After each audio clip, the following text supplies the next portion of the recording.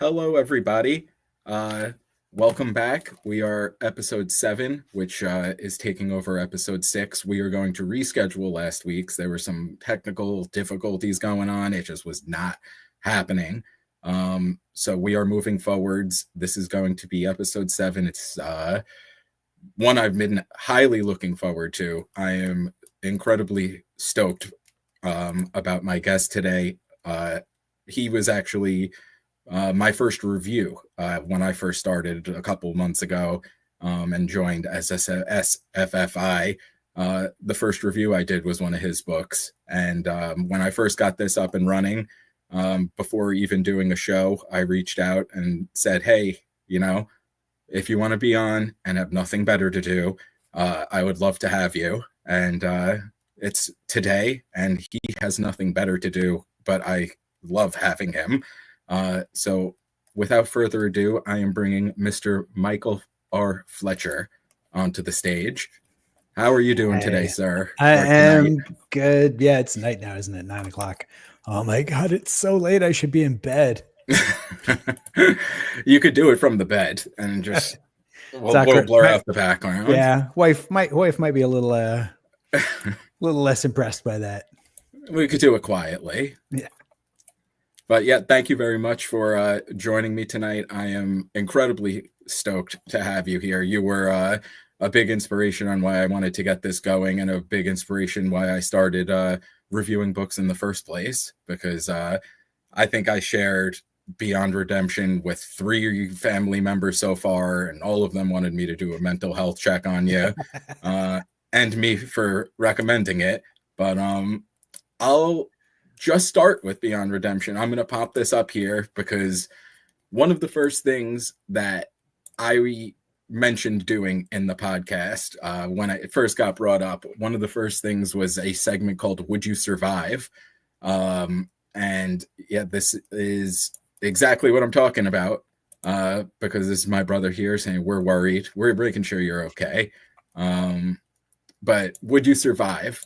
And when we talked originally, I said without a shadow of a doubt, I am dead. So how would you fare in this world of manifest illusions? My worry is that I might be the Benedict of the group, clinging a little too desperately to my sanity.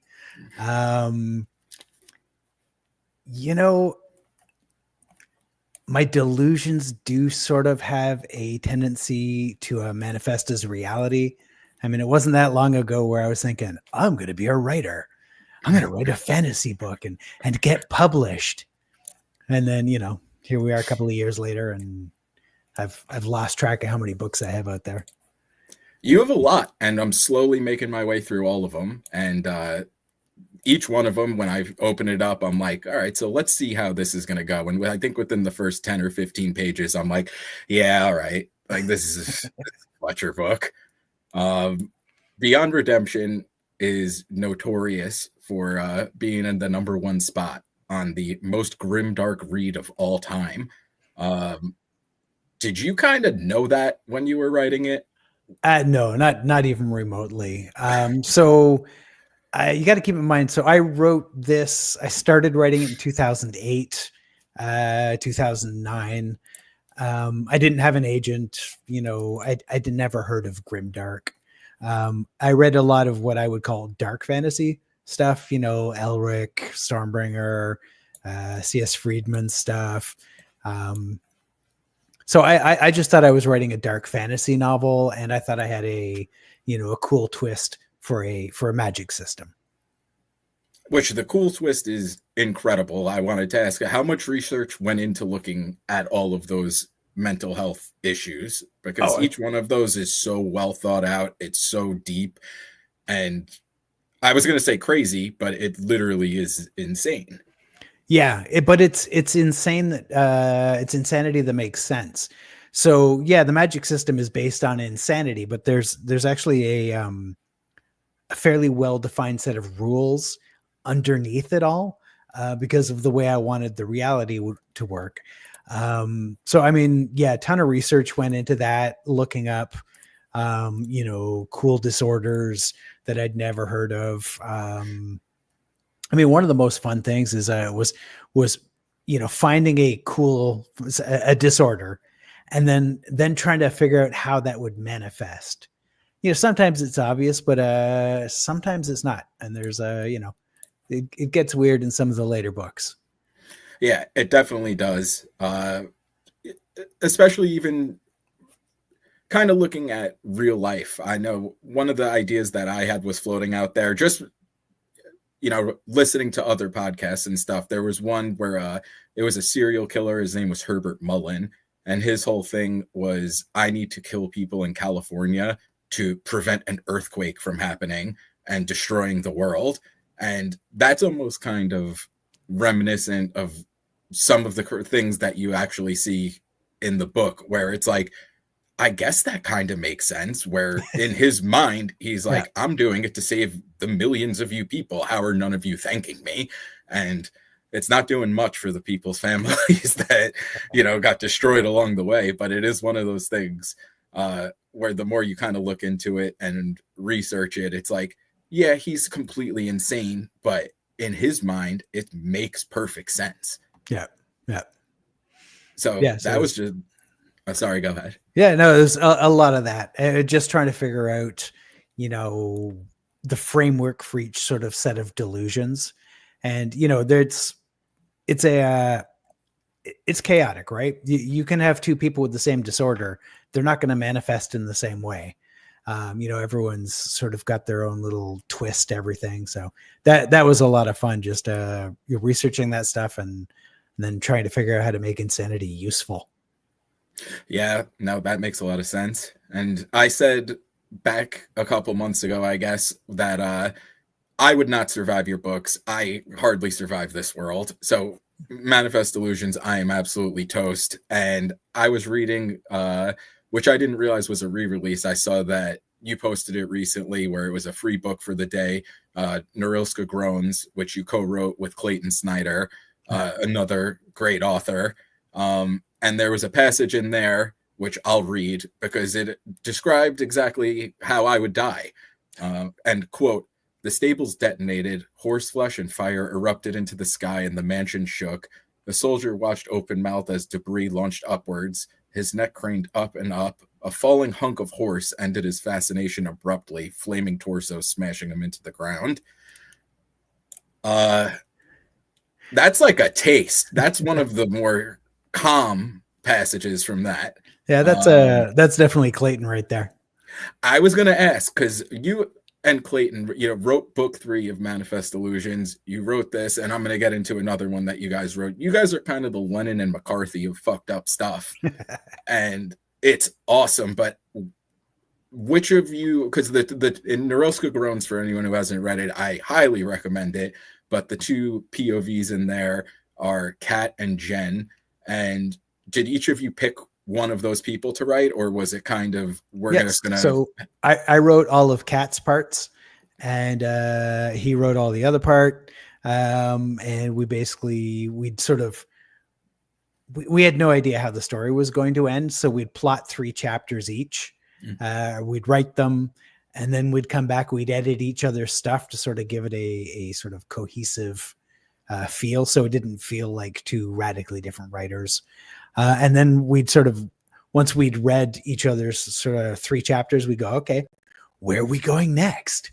And then we'd sort of plot the next 3 chapters, and we just sort of, kept doing that until we went, aha, this is how this is going to end. And it terribly, horribly for almost everybody. Yep. A good question in here. Any word on a sequel to Norilska? A lot of love for it in the chat. Yeah, I would love to. So we, Clayton and I did an absolute ton of world building for that. And on the magic system, there's so much that just didn't make it into the book because it didn't make sense. We didn't need to shoehorn all this information in there. And it's a claustrophobic little story. Like, it takes place in one city, couple of streets. It's not like a huge sprawling epic, but we actually did world building for the rest of the planet. And it's sort of an alternate history. So the Comanches rule North America. We had a background for every continent, and and there was a ton of stuff for the magic system that just never made it into the book because we just didn't need it. So I would love to write a sequel. Unfortunately, I mean, the reality is economics also kind of has to drive some of these choices because whiskey isn't free apparently. No, unfortunately. Yeah. So if it sort of sells enough, or if it sort of takes off, we would definitely return. I mean, we've got sort of notes for about 4 other novels in that world. It's a question of time, and then it actually sort of making money. Mm-hmm. Another question. This one I actually haven't read yet, but is that a similar split to the way you were writing with Anna Smith Spark in the Shadows? Was that similar to how you did that? Yep. Yeah. So with Within the Shadows of Their Dying, so Anna took she wrote the demon, kind of obviously, and a handful of the other characters, and then I wrote Tash the assassin and a couple others. I can't actually remember who I wrote now because it's a couple of years ago. So yeah, same sort of thing. We sort of split characters, and that one was a lot less planned. Well, that one was crazy chaotic because we were both just going through like other shit at the time. So I'm stunned that story actually kind of came together as well as it did. It was People was nuts. Love that. I know ZB Steele has that as his top read of last year, a borderline trustworthy source, but I'm going to take your word for it that it was very good. Another question coming in. What other interesting magic systems in other books did you enjoy? You got a couple. Are we talking mine or other stuff? Other stuff. Other stuff. That's what I was thinking. So honestly, my favorite magic system in a book has got to be Rune Lords. Crap, and I'm totally gapping it on the author's name. Farland, right? David Farland, I think. Rune Lords, it is such an amazing magic system. As soon as I read that, I was like, oh, fuck. I want to write that. Like, it was just like, take it back. Yeah, he got it. He got it first. Yeah. So that one just absolutely blew me away. And I have not actually heard of it, so that's something worth checking out for sure. It's also interesting that you wrote Kat in Norelska, because I was going to mention she's an incredibly strong female character where it doesn't start off that way. Again, very slight.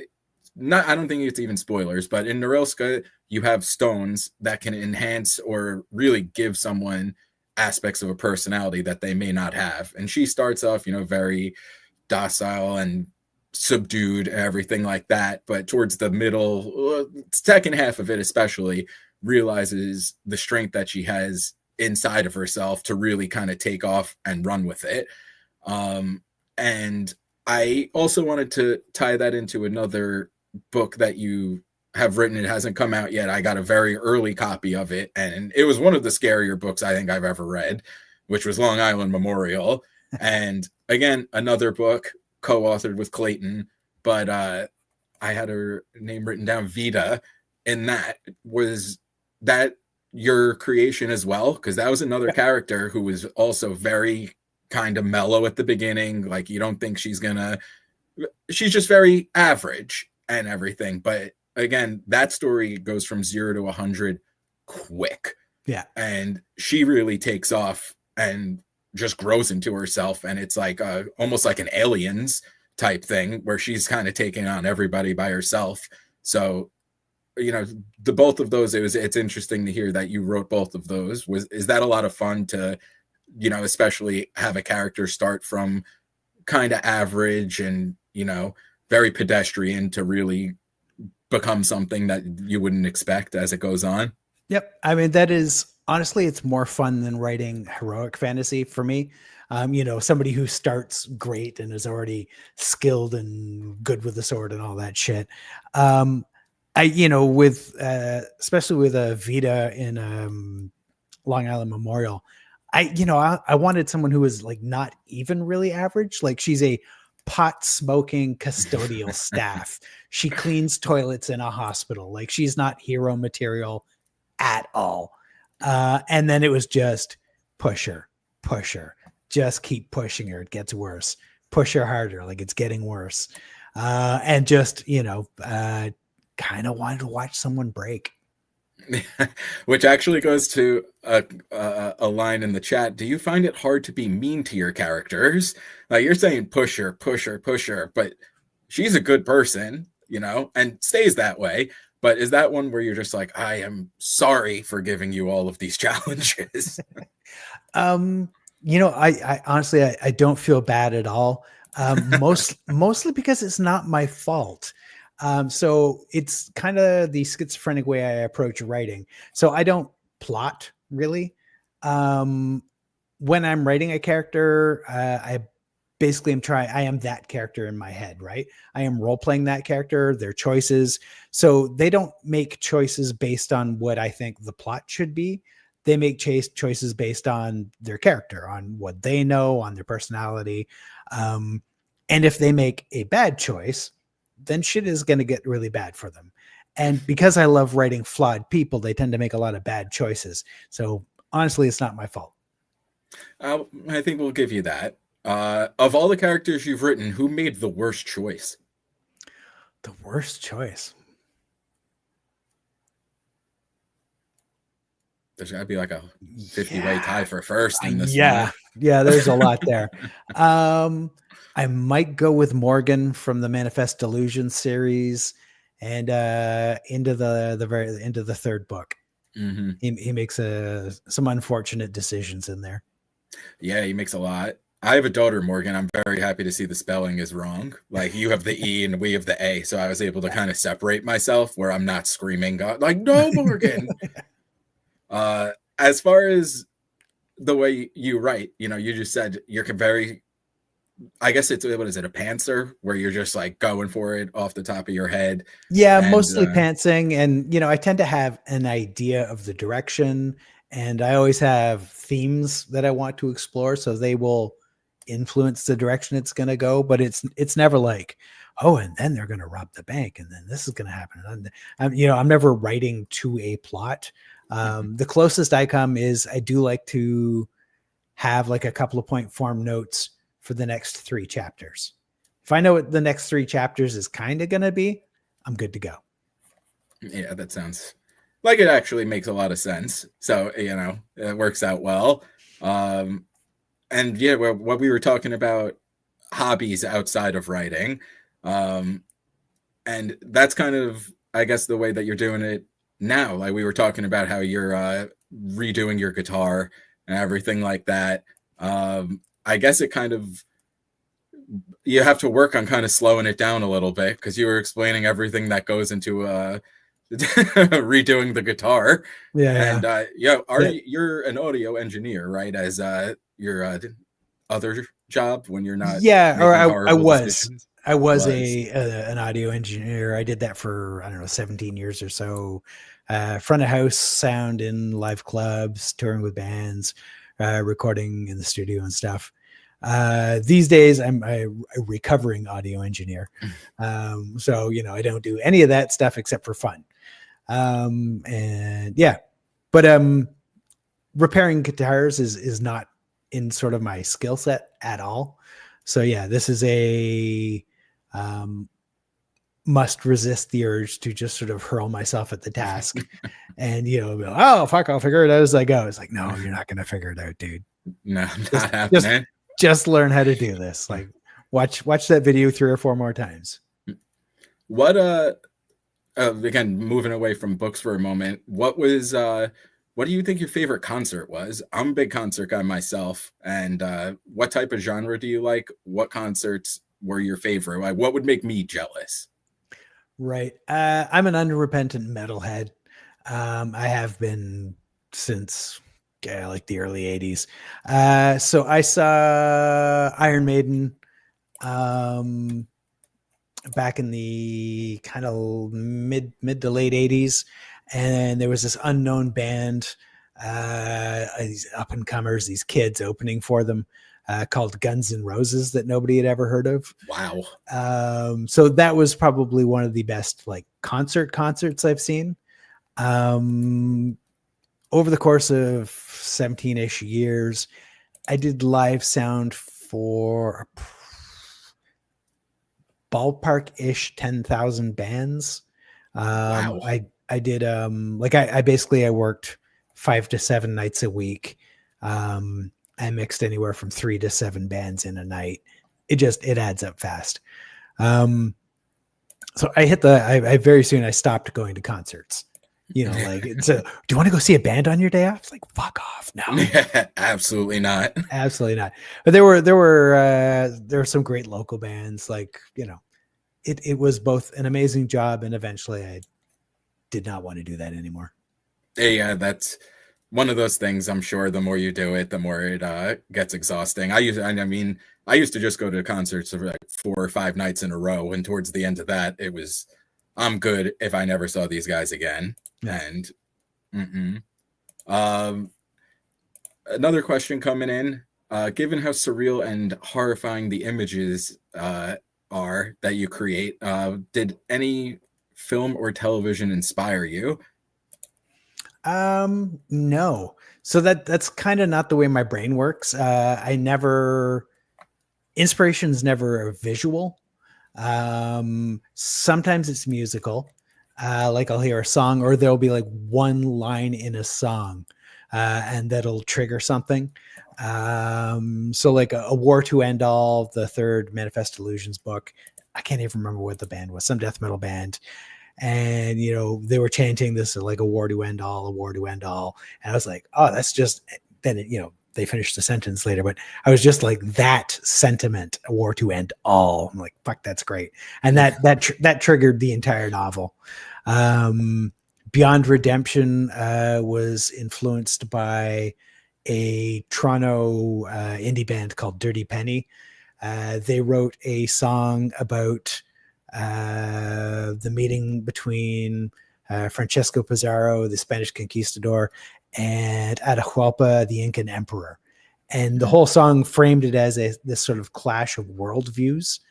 And that triggered it. I was like, oh, what if like their worldviews defined their reality? And so there's this definition of reality warring with this definition of reality.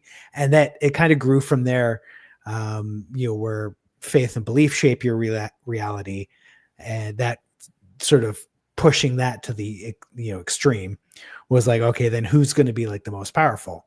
It's like, all right, crazy people. So that came out of a song. Mm-hmm. That's funny, like little things like that can really have an influence on it, and it kind of led into what I was gonna ask. Are you a listen to music while you write guy? I know that Stephen King, I think, puts on the Ramones or Anthrax to keep everyone away. Is that oh yeah, you a fan?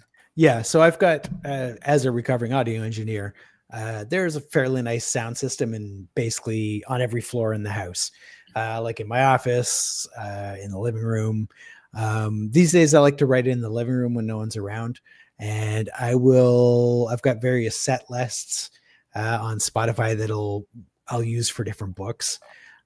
So the last book I was writing was the fourth Obsidian Path novel. I just finished that. So that was written entirely to In Flames. And I will crank it until the walls are shaking, the dishware in the kitchen is rattling. And that's mostly just to drown out the neighbors. So I can't hear their babies screaming and all that shit. Yeah, well, I'm sure my neighbor is just as annoyed. We apologize on behalf of everybody, but it happens. Are we ever going to get a Wizards, Warriors, and Words reunion episode? The show was one of the main reasons I became a fantasy author, because you, Dirk, Rob, and Jed helped me believe I could. Yeah, we were wrong. You can't. It's impossible. No, kidding. We should do that. We talked about doing one, and so Crystal Matar and I have been sort of half-assing the Dripping Bucket podcast, where we talk to fantasy authors, and we always meant to get the guys on and sort of do a joke episode where it was the Wizards, Warriors, and Words, and interviewing Crystal or something like that. But yeah, at some point we will get off our ass and do that. It's difficult because Jed, who was I think he was 12 years old when we started recording the podcast, he's grown up so much, and he now wants to have like a life and date people and spend time not in his basement, which has made it really difficult for us. Also, he's in Australia, so the timing thing is just a pain. So really just selfish on every aspect. Seriously, Jed ruined everything. Unbelievable. What a bastard. Also, he could like do other things with his life. Ridiculous. Jed Ono. Yeah. I wanted to bring this book up. This is a complete tonal shift because this also just got released. The Descent into Azamar. Oh my God, I just stuttered hard on that. Azakmar. Could you go into what inspired you to write this? I think, this was offered recently as an arc, and I was in the middle of doing Norilska, so I didn't get to read it. But can you go into a little more depth about it and what made you want to go and kind of do this? Is a complete genre shift from what most people recognize you for. So just, give some background on that. So about 2 years ago, maybe 3 years ago now. So when my daughter, she was 10 or 11 years old, she loves fantasy books. And she said, Daddy, write a fantasy book for kids my age. And, being a complete fucking pushover, I was like, yeah, okay. And it turned out to be way more fun than I expected. I don't know if my expectations were low, but I had so much fun writing it. It was like capturing what it was like to read fantasy when I was a kid, except, being on the other side of it. It just all of the sort of like, not having to include the adult side of fantasy, the sort of, existential angst and crushing dread of existence. I was like, none of that.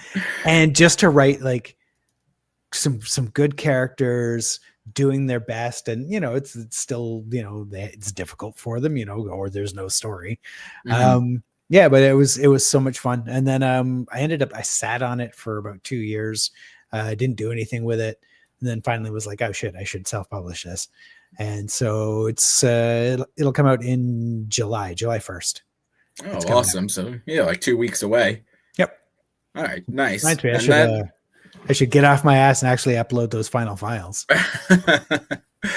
That's much closer than I thought. I don't know why I was expecting like the end of summer or something, but yeah, that's again, because the talent is there regardless of the genre of it. So that's something I'm very much looking forward to and checking out, and especially hearing the way that you wrote it. Is that kind of, it brought you back to the type of fantasy that you fell in love with as a kid? Because obviously this is a genre that has been with you for, I guess, your entire life at this point. But what were the books that got you into it? So obviously the first one is Lord of the Rings. My parents were evil geniuses. So they started reading Lord of the Rings to me. I don't remember. I'd have been like 10 or 11 years old, I guess. I'm not sure. So they were reading a bit to me every night. And then at some point they're like, actually we're kind of busy. We don't have time to read to you tonight, but we'll just we'll leave the book here. So if you want to read it, you can. And it's like, fine. And, so I ended up, picking it up myself and reading it. In terms of like important books, probably the two biggest ones for me would be Michael Moorcock's Elric books, Stormbringer, and C.S. Friedman's The Cold Fire trilogy. Yeah, so that's very interesting to hear. Especially, I feel like everyone's is Lord of the Rings, but the other two especially, you can kind of see a little bit of an impact along the way with it's like that. Lord of the Rings was the first, but honestly, like Stormbringer, the Elric books was more important. And C.S. Friedman, that was her character work. And, she had a really cool magic system, and like just the world building in there was amazing.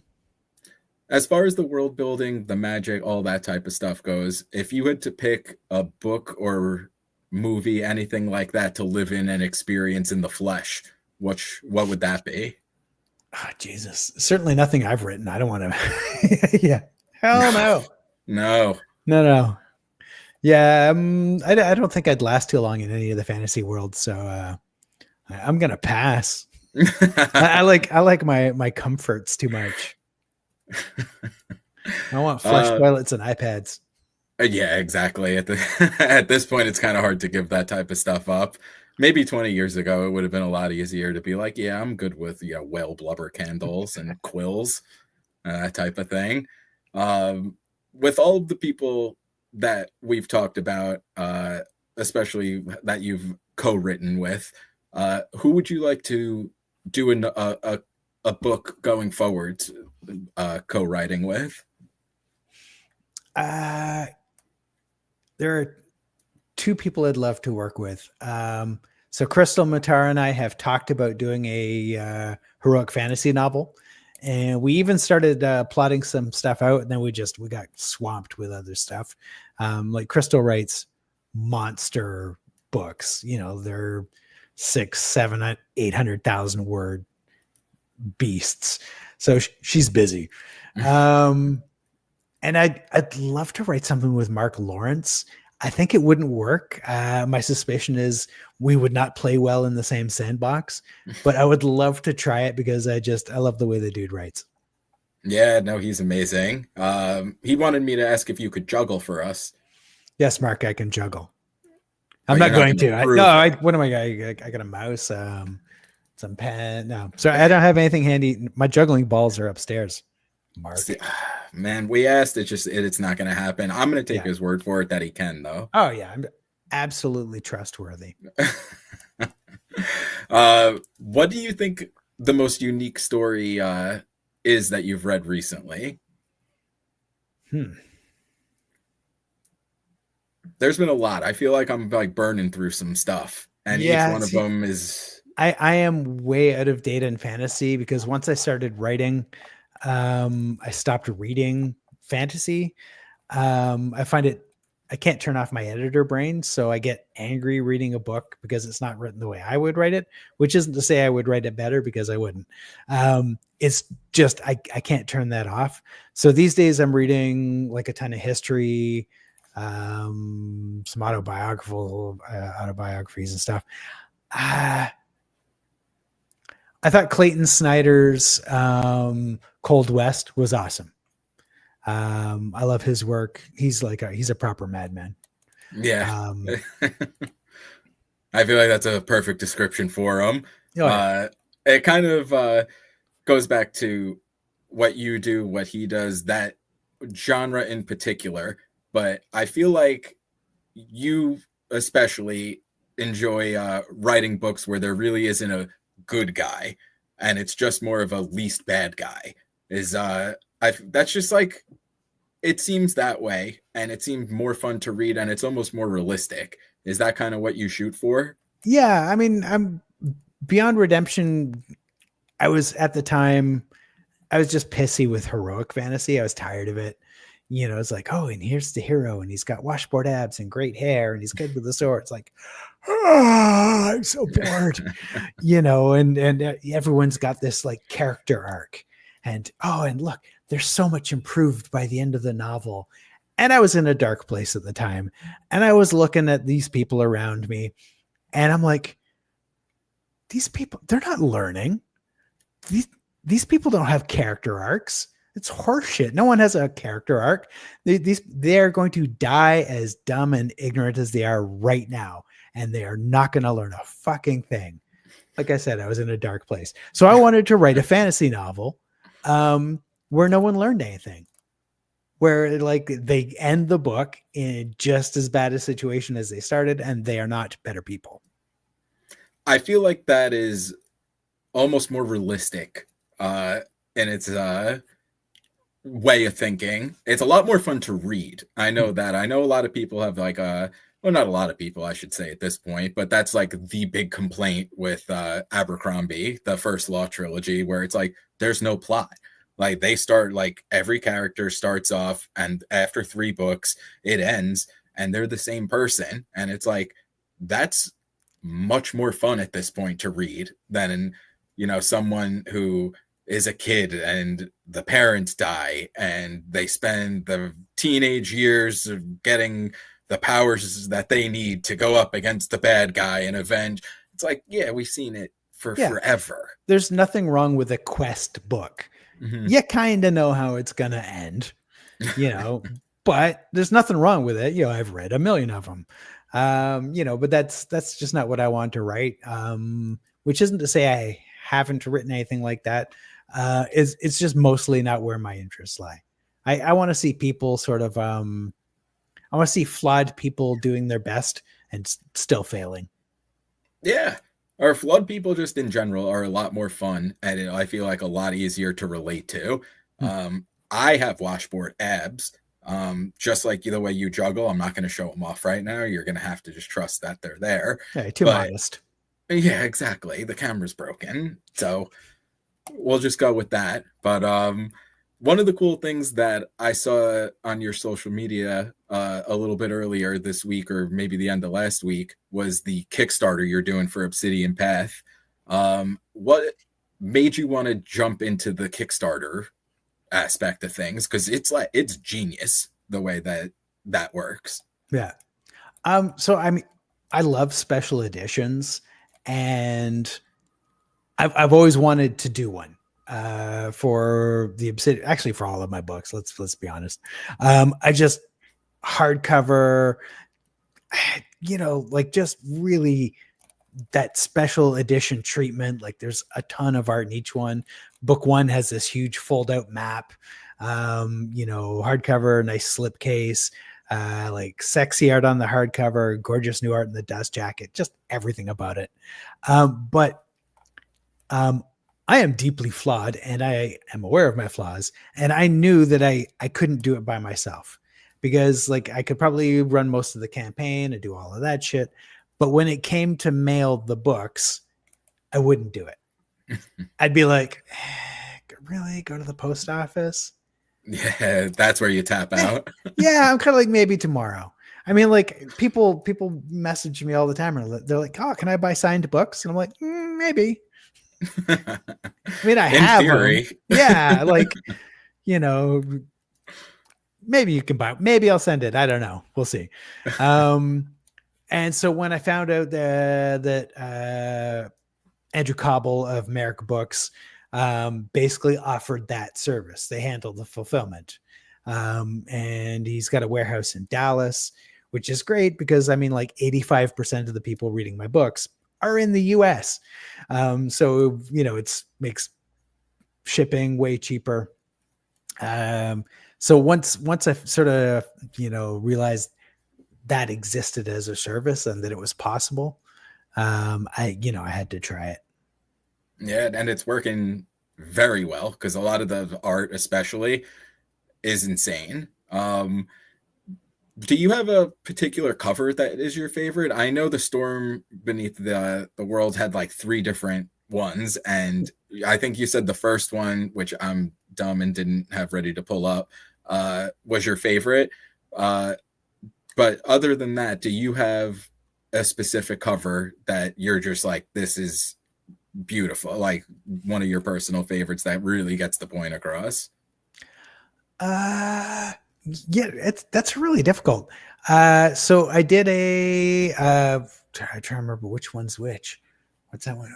I can see behind me. Oh yeah, and then to Sorrow, with the dragon and that shit. That's pretty cool. Up there, I've actually got another copy of that with the front and back cover art, no typography, done up on stretch canvas. I love that. So I love that cover. I've been really lucky to work with some great artists. So every cover, I blow it up to like a 2 foot by 3 foot, done a stretch canvas in a gallery box, and they're littered all over my house now. My wife says that I have to start getting them printed smaller soon. Printed smaller, or you can start selling the big ones if you ever decide to go to the post office. Yeah. Nah. Another question in the chat was the way that you talk about the characters and role playing them, like the way they experience the story through your eyes, makes them wonder if you have any kind of Dungeons and Dragons background. Oh, fuck yes. So I discovered role playing in grade 9, which was a few thousand years ago. And yeah, so we played Dungeons and Dragons, and then that led into Traveler 2000 and all that. I realized very early on that I wanted to tell the stories because I'm a fucking control freak. And so within about a year or two of sort of discovering role playing, I was always the GM.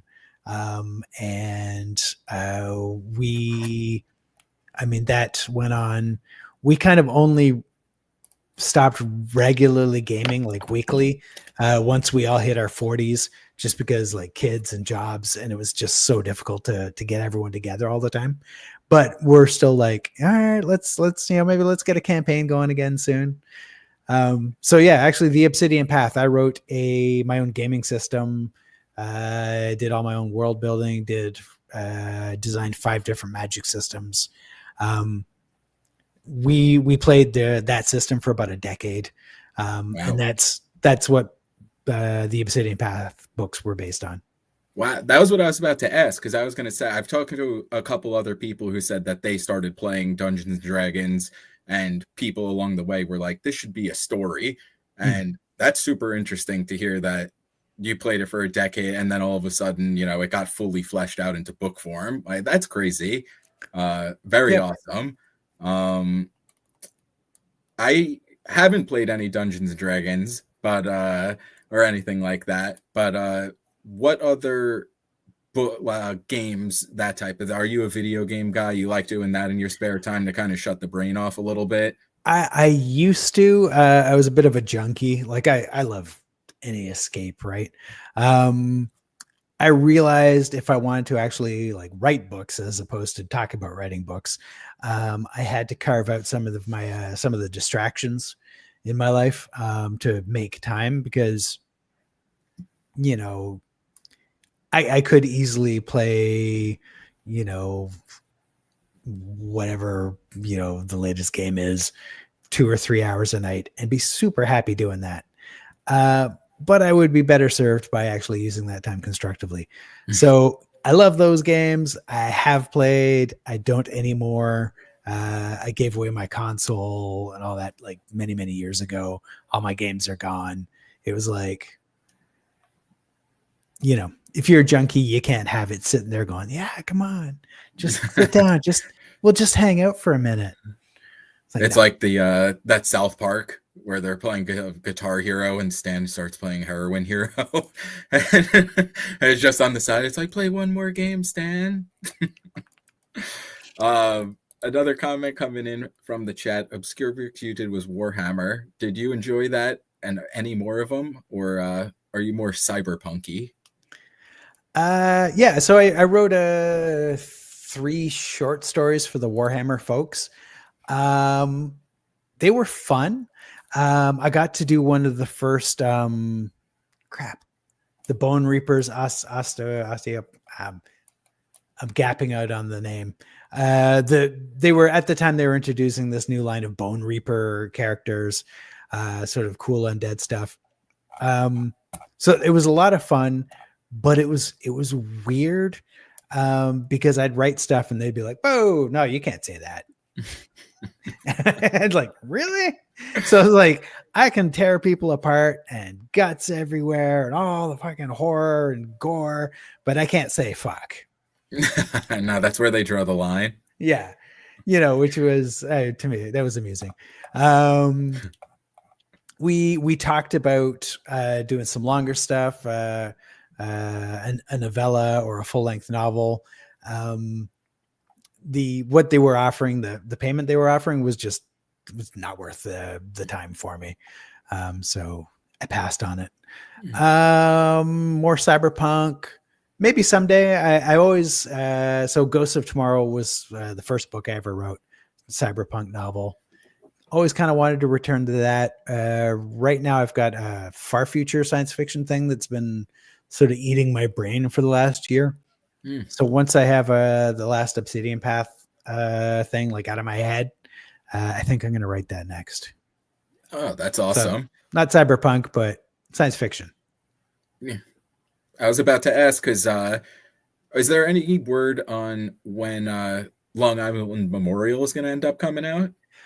So it's with my agent right now, along with another fantasy novel called Dust of the Dead, which is fairly insane.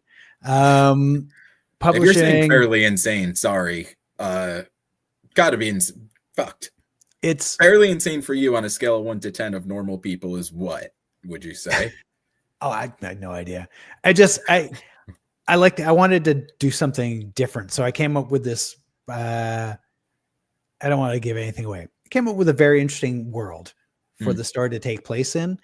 And the rules of that world sort of dictated how magic would work. And then I ran with it. But yeah, I started bringing it back. This stuff just moves really slowly.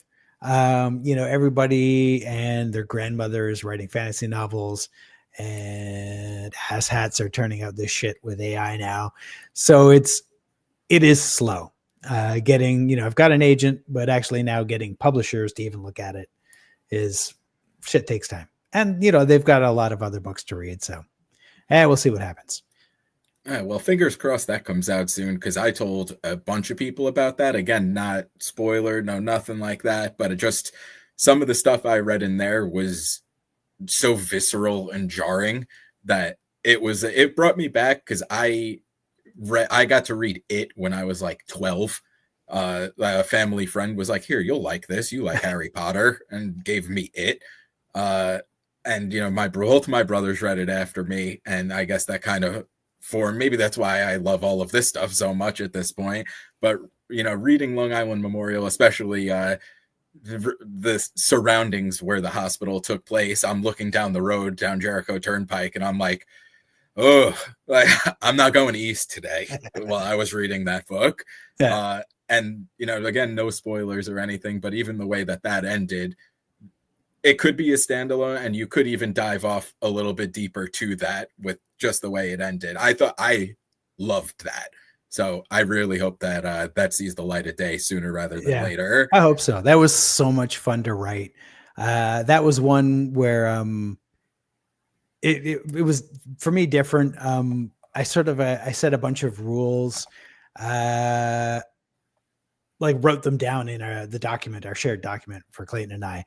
And it was like, this has to work as a movie. The reader does. The reader has to see every scene. Like they have to be visualizing everything. And so that was our approach for the entire book, was like, okay, can you see this scene? Is this going to work in a movie? And that was so much fun to write.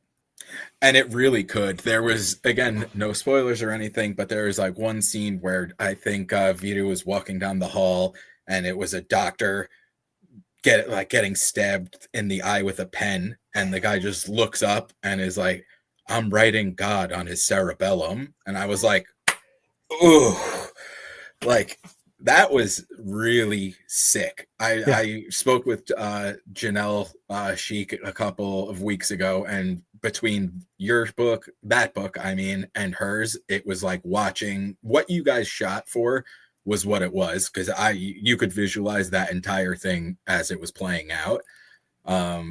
So yeah, like I said, I really hope that comes to everybody else sooner rather than later, because I thought it was fantastic. Um, Another question coming in: any more Grimdark magazine projects in the works? Yeah, I think I'm gonna have a story in, I think it's the next issue. Not super sure. Um, I wrote it a year ago or more, so I can't remember what it is. Bravery might have been called Bravery. I can't remember. Yes, but no bigger projects at the moment. No, like not we haven't been talking about another novella. I They're crazy busy, you know. So it's there's a lot going on. Adrian is, I mean, he not only works a full-time job, but he's running the magazine as well, and he's crazy. It really kind of is. There's a lot of stuff going on, I feel like, every time, and they do a very good job getting all of you guys together. So yeah, kudos to that. Another question that came in: what is your fantasy sci-fi hot take? Like, what would piss people off, but we don't have to name names? Right. I got a bunch. Let's alienate everybody. All right. So 99, and I'm saying this as someone who has written several prologues, 99% of prologues are garbage and should just be deleted because they are author wankery. And it's the author like trying to show off how much they're foreshadowing something that by the time it actually happens in the book, you'll have forgotten the prologue anyway. So it'll be totally fucking meaningless. And the other one is maps, casts, glossary of terms, all of that shit. If you're going to include it, it has to go at the end of the book, not at the beginning of the book. Because if you put it at the beginning of the book, what you're saying is, I haven't written this well enough that I trust that you can figure all this shit out while reading it. And so I'm going to spoon feed it. I'm just basically info dumping it to you right away. Whereas That's personally, interesting. Yeah. I think you shouldn't need the glossary. If it was really well written, you wouldn't need the glossary because the reader will get all of the information. On the other hand, the number of reviews I have for Beyond Redemption that say, thank God there's a glossary in this, kind of stings too. Yeah, no, I could see both of those. I think when I first started reading it, I'm going to mention the book and you're going to go, okay, maybe the prologue works. What's the best prologue ever written? Oh, Rob Hayes by far. That is the only, it is the best prologue ever written. It's a single sentence and Rob's a genius. Yeah, it's a perfect sentence. I remember reading that, and as soon as I took a picture and posted it, because I'm trying to be more promotional, I guess, at this point, because I guess that's what you do these days. As soon as I did it, you're the first comment going, best prologue of all time. And I was like, we'll see. Oh, yeah. Like, instantaneous. Yeah. But I totally agree with that. And the rest of the book did happen to be amazing as well. So I'm glad it all caught up. What do you think, again, as we are kind of winding down now, but what do you think is a book or series that deserves more attention than it gets?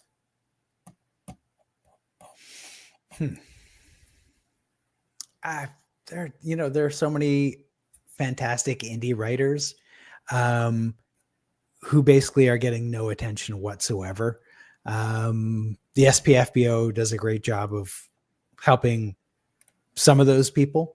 Like if you make it into the finals, that's, that will have an impact. I don't know, pretty much all of them. Like it is so hard to catch people's attention. Especially, I mean, like if you're the kind of person who is happy to spend hours and hours, sitting alone in a dark closet writing a book, you're probably not also the kind of person who's good at, being super loud and outgoing in marketing. Mm-hmm. And there are a couple of authors who are good at both, and we hate them. It's like, fuck you. You don't get to be good at both. That's bullshit. You can't be introverted and extroverted at the same time. Yeah. That's You kind of got to pick one. yeah. Well, that's why you guys have us, because I'll shout the accolades from the rooftops. Yeah, Um, stuff like this is huge for authors. Like, I have no idea how to market my books. I mean, aside from saying random shit on social media and occasionally, posting pictures of myself fucking up a guitar, like, they work though. Uh, Final question from the chat over here. If you, Hayes, Crystal, and Clayton got into a knife fight, who walks out alive? oh damn. I was gonna say that's super easy because Clayton's like about 3 feet taller than the rest of us, and is much scarier than any of us. Like Rob and I are sweethearts, if we're honest. So Rob and I we're toast. But Crystal is she is both simultaneously a super sweetheart and absolutely vicious. So, I think while Clayton was just cutting Rob and I up, Crystal might shank him in the back. Mm-hmm. Yeah, you got to keep your head on a swivel with Crystal. Oh, yeah. You heard it here. Can't trust her. And my endings of the show are always so atrocious because I just have fun talking to people, and then I never know how to end it. So what I've been doing is letting the guest ask me a question. So I guess we'll keep going with that until I come up with a better way of doing it with like some Oscar music or something. So what question do you have for me? Okay. Not one of my books. What is for you like the absolute best science fiction or fantasy book that you've read recently?